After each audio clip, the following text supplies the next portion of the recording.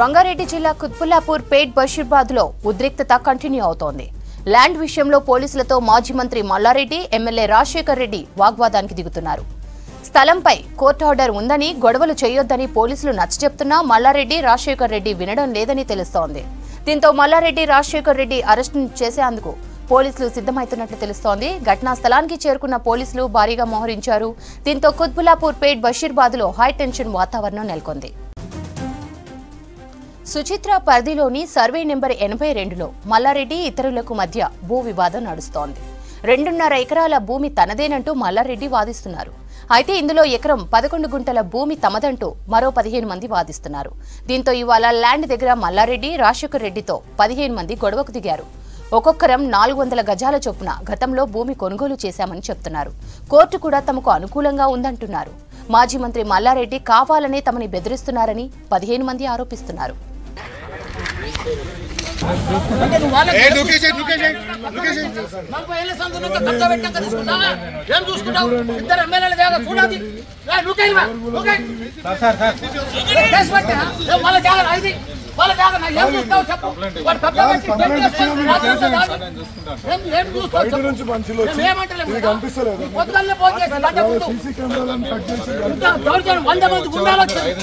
ప్రాణాలు తీస్తానికి వచ్చి జాబ్ కోసం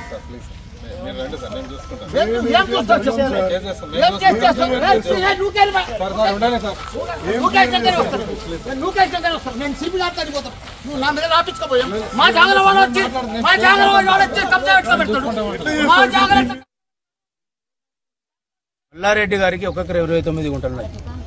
సుధామ గారికి 1 ఎకరం 6 గుంటలు ఉంటే ఆ 1 ఎకరం 6 గుంటల నుండి మేమందరం మనిషికి తలా ఇంత రిజిస్ట్రేషన్ చేసుకోవడం జరిగింది.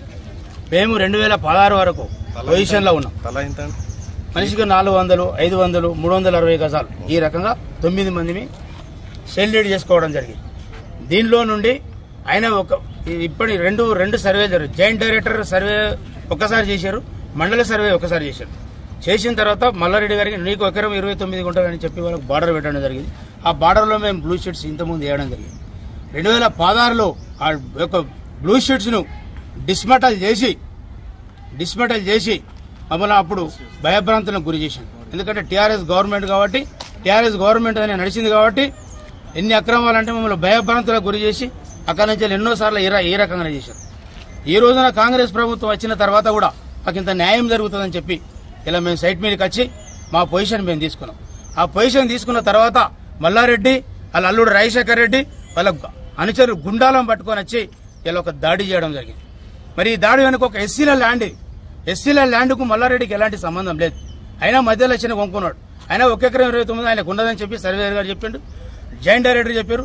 మరి అదే గవర్నమెంట్ రూల్ ప్రకారంగా సర్వేయర్ చెప్పిన ప్రకారమే మేము ఇలా ల్యాండ్లో ఉంటే మా షెడ్స్ అన్ని ఊలగొట్టి, మా ఎవరైతే శ్రీనివాసరెడ్డి మీద కొట్టి, ఆ సుధామ అనే మీద కొట్టి అందరినీ భయభ్రాంతులు చేసి కట్టెలు పట్టుకొని ఉరికేయడం జరిగింది.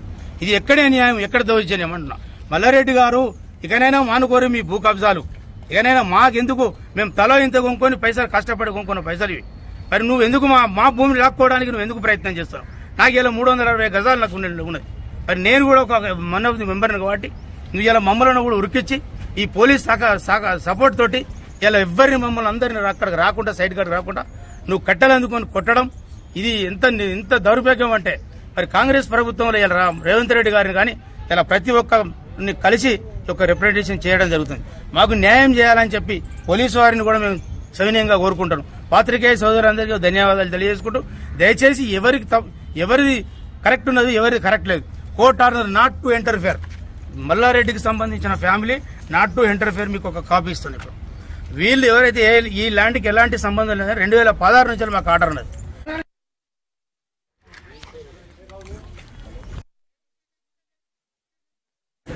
మా అల్లుంది రాజశేఖర్ రెడ్డి ఎమ్మెల్యే గారిది, మల్కాజ్గిరి ఎమ్మెల్యే గారిది. అదే మాదిరిగా ఇక్కడ నా జాగా నా కొడుకులది, ఇద్దరిది 14 ఏళ్ల కింద 15 ఏళ్ల కింద కొన్నాం. ఇది 40 ఏళ్ల సంది ఒక మానవాయనకు ఉండే. ఇక్కడ 2 ఎకరాల చిల్లర ఉంది. ఇది మేము అప్పటి సంది మా డాక్యుమెంట్స్ ఉన్నాయి, కొన్నాము. అంతకుముందు కూడా 40 ఏళ్ల సంది ఆ కంపౌండ్ వాళ్ళు కూడా 40 ఏళ్ల కింద పెట్టే కంపౌండ్ వాళ్ళే. మాకు పర్మిషన్స్ ఉన్నాయి, ట్యాక్సులు కడుతున్నాము, కరెంట్ మీటర్లు ఉన్నాయి మా పేర్ల మీద. మొత్తం ఆటో వాళ్ళకు మేమే కిరాయికి ఇచ్చినాము. ఇవన్నీ కూడా మేము ఆ వయసు కూడా మేమే కిరాయికి ఇచ్చినాము. ఇవన్నీ జాగాలో ఉండి వాళ్ళు ఇప్పుడు దౌర్జన్యంగా మబ్బుల రాత్రి 1 గంట సంధి ఇక్కడ టెంట్ వేసుకొని బీర్లు బిర్యానీ 100 మంది రౌడీలను తీసుకొచ్చి రాత్రి గడపారాలు తీసుకొని కొడవళ్ళు తీసుకొని సంపేతానికి వచ్చి ఇవన్నీ కూడా రేకులు వేసి మా మీదకి వస్తున్నారు. ఇప్పుడు ఆ శ్రీనివాసరెడ్డి అయినట్టు మా సిఐ ముంగట్లే మా మీదకి వచ్చాడు. ఇప్పుడు ఎవడరాను అని నా మీదకి వచ్చాడు. అది కూడా రికార్డ్ అయింది. ఇంత దౌర్జన్యమా ఆయన కాంగ్రెస్ వాళ్ళు ఇంత దౌర్జన్యం చేసి ఆ లక్ష్మణ్ అన్నాడు విప్పు మొదటి సంది కూడా నా దానికి వస్తూనే ఉన్నారు. 8 నెలల సంది నడుస్తుంది. ఏదైనా ఉంటే టీ పని చేసుకొని మీ జాగా అవతల ఉన్నది మిలిటరీలో పోయింది మాకు సంబంధం లేదు. మా డాక్యుమెంట్స్ ఉన్నాయి. మా డాక్యుమెంట్లు జూమ్గా ఏది ఉన్నా మీరు తీసుకోమని చెప్పినాం. సర్వే చేయమని చెప్పినాం. టీ పని పెట్టమని చెప్పినాం. కానీ రాత్రి ఎలక్షన్ల తెల్లారి ఇట్లా అందరము మాకు కూడా తెలియదు. 100 మంది వచ్చి మా వల్ల సెల్ ఫోన్లన్నీ గుంజుకొని ఆటోలకంతా ఆటో షెడ్లన్నీ గులగొట్టి అక్కడ పెద్ద షెడ్ ఉండే ఆ షెడ్ అంతా చూడండి ఎంత దౌర్జన్యం చేసారు. ఇంత దౌర్జన్యం చేస్తే ఎట్లా మేము ఒక ఎమ్మెల్యేలమే మామూలు ప్రజలకు ఏముంటే చెప్పు. నేను సిఐ గారికి కూడా 8:30కే ఫోన్ చేసిన. ఆయన కూడా వస్తున్నాడు. ఏసీపీకి చేసిన, డీసీపీ మేడంకు చేసిన. ఇప్పుడే వాళ్ళు వచ్చారు. వాళ్ళు వచ్చినాక ఇంకో ఉండేవాళ్ళంతా పోయారు ఇప్పుడు. కాబట్టి ఆ శ్రీనివాసరెడ్డి కూడా ఇన్నే ఉన్నాడు. ఇప్పుడు ఆయన ఇప్పుడు అరేంజ్ చేయమని చెప్తున్నాను నేను.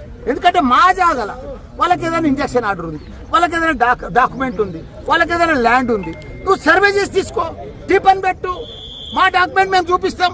మా డాక్యుమెంట్ సరిగా లేకపోతే ఇచ్చేసే వాళ్ళకే మేము తయారున్నాం. ఇప్పుడు 8 ఏళ్ల సార్ చూపిస్తూనే ఉన్నాం. పోలీస్ స్టేషన్ల డాక్యుమెంట్ ఆల్రెడీ రికార్డ్ అయి ఉన్నది. మాది ఒక్క 1% కూడా తప్పు లేదు. 2 నెలల కింద యాక్షన్ తీసుకోవట్లేదు వాళ్ళ మీద.